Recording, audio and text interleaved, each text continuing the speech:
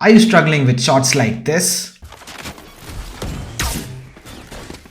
Oh my god, bro. Oh, hell no, man. What the? And you want shots like that?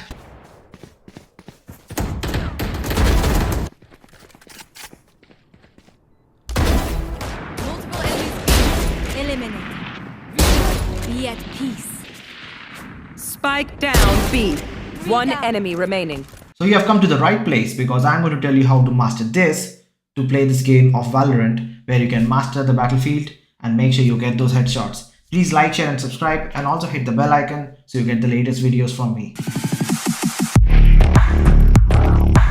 Hey guys, Xcali here. In this video, I'm going to quickly show you how the controller settings can affect your gameplay. I have been playing Valorant for a very long time. I took a very long break and I'm coming back to Valorant. I don't have a PC right now, but I do wanted to experience Valorant console, and console and aiming does not go well with me. I have struggled a lot. I generally do not play first-person shooting games on console because it's a bit tough to aim, right? Especially in a game like Valorant where you need to have precise aim on this game, right? And Valorant punishes you if you don't have a very precise aim, and I really struggled a lot. And though I haven't started much onto it, I have understood how the controller works here. I tried to study a bit in the controller settings section, which I'm going to explain quickly, which might help you. And if it does help you, please comment it out. What are your sense settings that helps you achieve an accurate aim? So let's talk about a very simple thing, which is the sensitivity, right?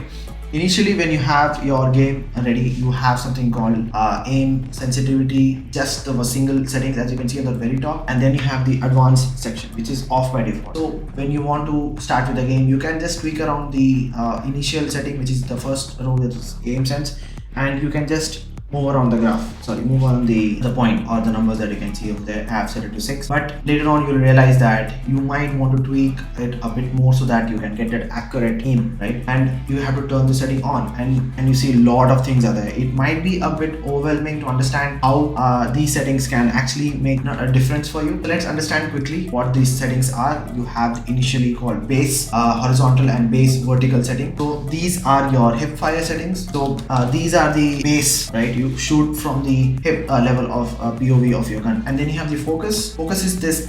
I don't think we have this in PC, but this is something we really see in the console, and a lot of good Radiant users are also using this, right?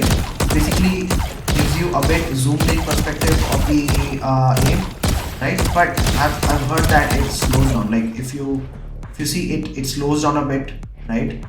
And I think it happens with hipfire as well, right? Focus is like, I feel it's a bit gimmicky. I feel like it might give you focus to shoot. It's not aim assist. It's basically the sense going slow. Like if you have whatever, you have 6, 16, 18 sense in your high number, but it'll slow down. It'll go maybe 1/4 of it, 2/4 of it, maybe.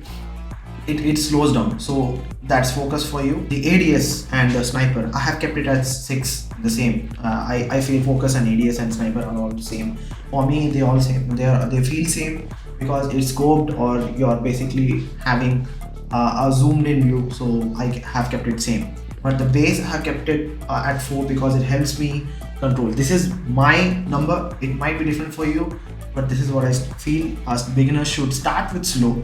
Slowly increase your sensitivity. Like it'll make you understand, okay, I'm shooting someone and there's someone else appearing on the screen. I try to move, but it's very slow.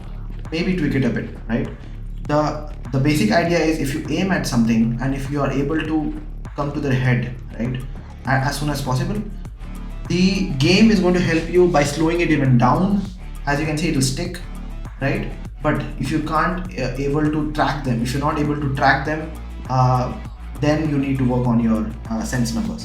These are default settings for me. I haven't changed it a bit. Final thing in this aim is the curves. So these are basically something I feel can be understood if you have a very high sense, in the sense because these graphs change the sensitivity on how you move around with your unlock stick. So as Xcraft says, it's a stick movement. So if you move it very quickly, how the graph will change, it shows you in the right side. So yeah, I keep it as delayed because I feel delayed has been a bit more easier for me to control. Standard is what you have generally with all the consoles in general sense, and then you have linear, which doesn't change. However you move your right unlock stick, it behaves similarly across all the ranges of your movement. And then you have light, where you can see the graph goes down a bit. Basically it slows down. If the graph is going down, it slows down. And generally speaking, light is good for ADS and sniper. That's why you can see I have kept it as light as default for me.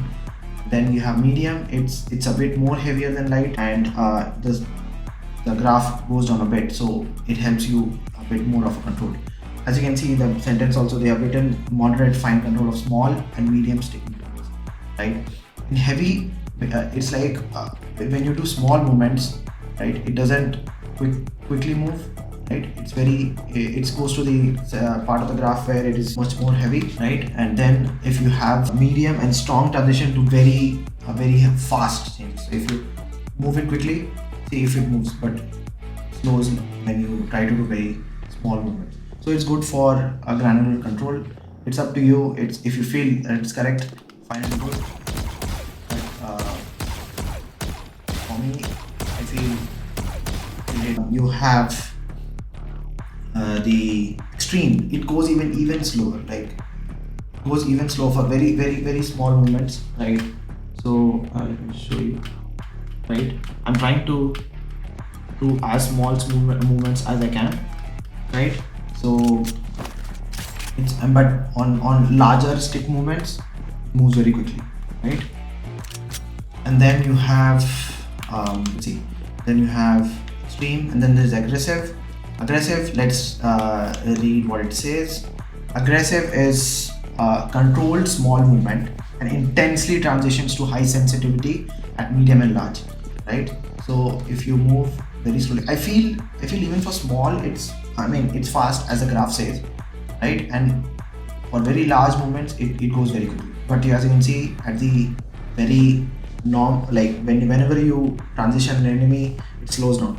So these graphs, it does tell you what it is doing exactly, but it's up to you. You need to feel like if it helps you, then this graph might be good for you. And then this delay, that which I use for my gameplay, and back to standard. So try to use all these graphs in your settings and try to play around with it in the practice mode, right? You can try it on in swift play. Definitely don't try it on in a competitive. You don't want your teammates to find you that you're changing your settings in between game, but definitely see if it helps you get your aim. So hope you have enjoyed this video, and make sure to like, share and subscribe. Share it with your friends, and do leave a comment if you find something that needs to be improved in this video. I'll definitely work on it. And this is Xcali, and hope you enjoyed the video. Peace.